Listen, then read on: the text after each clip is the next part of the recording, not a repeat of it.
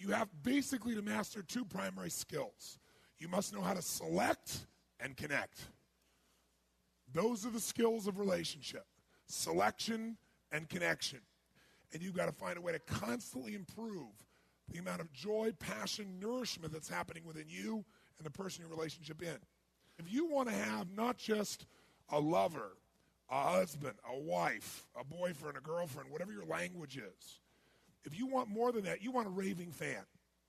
A raving fan is somebody, if you were going to use a business metaphor, since there's so many business owners in the room, satisfies customers, leave. I'll say it again. Satisfies customers, leave. If they get a much better deal, much better opportunity, they'll leave. But a raving fan customer never leaves. And I'll give you a good metaphor in business. Apple computers did everything it could do to screw up, and upset their customer base years ago, didn't they? In fact, they almost went under. They didn't make enough software. And a lot of companies and people that were Apple lovers. Now, people who use Microsoft, those individuals, how do you feel? Who uses Microsoft products and services? Great. And give me an emotional sound for how you feel about that company. Who here uses Apple products and services? And I didn't even have to ask them to make a sound. Did you notice that? Make the sound Apple products. How do you feel about Apple as a company? Now, it's only, 10% of the room, but almost everybody booed for Microsoft, which has the dominant marketplace, and they cheer for Apple. And the difference is people who use Apple are raving fans. Your goal in a relationship, above all else, is you want to make sure that you make this person who's in your life your raving fan. And there's only one way to do that. Worship them, not just love them. You got to worship them. If you want to have something that's extraordinary, because that person who is worshipped is not going to leave in a million years. And what makes them know they're worshipped is the following. You got to know, what do you really want? Because everyone is different. We all want love. We want the same needs. We got to know what we want. So some of you may be saying, well, Tony, this is all very interesting and dynamic, but I'm single, and I don't have a relationship. You got to know how to start. The first step is to decide what's your vision for what you really want. What's your vision for what you really want? You can't make something happen until you get clear. What was the first step to taking something impossible and making it real? Focus. You need a vision. Without a vision, people what? Perish. You need a vision for your relationship. A vision for what is it I really want most in life? What would excite me? What would light me up? And I don't just mean a vision of what that person's supposed to look like and be like, or what values they have. That could be part of the vision. But also, what is your vision for what this relationship would create in the world that would inspire you to be in this relationship? Because without a vision of what the relationship's going to be, you're going to settle for whatever shows up. All you got to do is get a vision that is so compelling to you, so exciting and so clear that you get so much emotion, you'll figure a way to make it happen. And you might say, but I'm already in a relationship. Well, remember I said the two skills you got to have is select and connect? The first and most important selection you're going to make in your life, well, I'll tell you this first. 95% of the happiness you're going to have in life is going to come from who you select as your partner. So we're going to get absolutely clear about what is it you really want, because it's impossible to get there otherwise. I'll tell you what helped me. And this would be if you're brand new and you're single. The best way to do this is you sit down, you write down every single thing on earth you could ever want in the ultimate partner in life, your ultimate mate, your ultimate lover. Mental, emotional, physical, spiritual, the way you guys would pitch and catch, what you would do together, how you'd share. But every detail, a level of specificity that normally you would think is insane. And then you got to make a second list, I learned. And I did this years ago. I made this list, and I read it. It was pretty cool. And then I got in a relationship, and in that relationship, I kind of let it grow because of what most people get in relationship with. I didn't select consciously.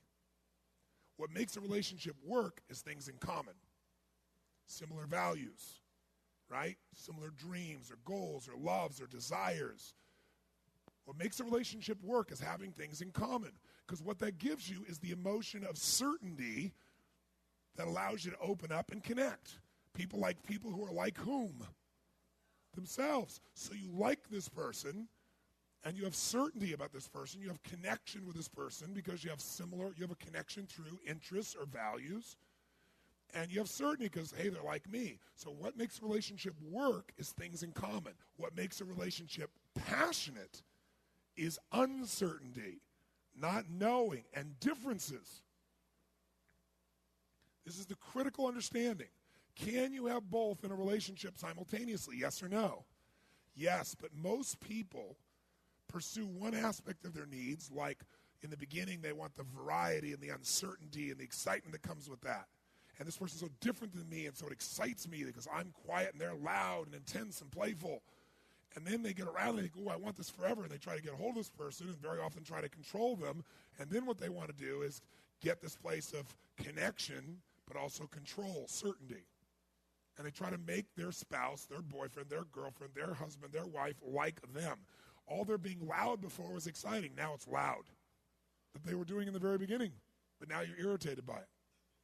And if you reinforce somebody or you punish them for being a certain way and try and make them like you, you will have a great friend and no passion. And they'll never go back to the way they were because they don't want to lose love, or they've been rejected so much, they don't want to be in that place. They start to protect themselves. There's a way to have both. It's learning how to honor those differences and enjoy those differences. Now, some of those you already honor and enjoy, but if you're going to honor and enjoy them in some areas they're inconvenient. You don't like them. But you got to learn to love what you didn't like. So, but are there some things that are so different than you that they would destroy a relationship? Yes, like you have certain values that are the core of who you are, and if somebody has the opposite, it'd be pretty hard for you to really sustain a quality relationship. So the place to start, you make your list of everything you want. Then you make your list of everything, and the second list is really critical. Everything that you must not have in a relationship. Not should not. There's lots of things you prefer not to have, but must not have. By the way, you can get everything you want in a relationship and get 2 or 3 things you must never have, and it'll destroy it. And I'm going to show you that process. Because even if you're not in a relationship, how many would like to have a way to evaluate whether or not this is the right relationship or not for me? And it saved my life to have the ability to do that. But I'll tell you the first thing I did, I thought everything in my life that I've ever created, I went back and did what I asked you to do. What did I create that was impossible? How did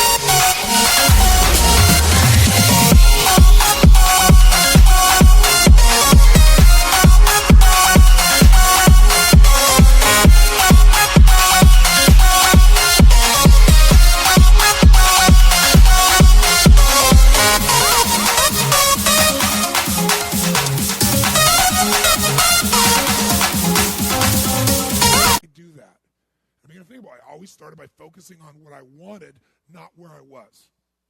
Isn't that true? Only focus on what you want to create. So I said, okay, what am I committed as a soul to have in a relationship with a woman? What do I want in that relationship?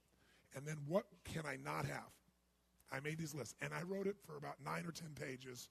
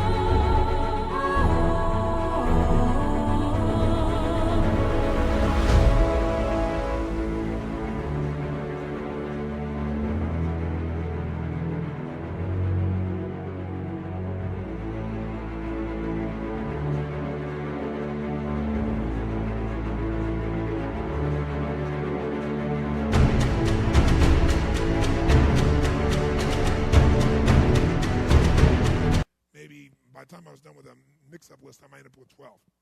But I'm talking about details, ridiculous details. And then, interestingly, as I read that, I knew what I had to do because I could look at that list, and I did one more thing. I wrote what I must have in a relationship, mental, emotional, physical, spiritual, everything. What I must not have in a relationship with a woman. And then my third one was, what kind of man would I have to be to attract that quality of woman? Instead of saying, how come I don't have this person? Because if you focus on the outside, it'll always be screwed up because you'll always blame somebody else. So I went, okay, clarity first.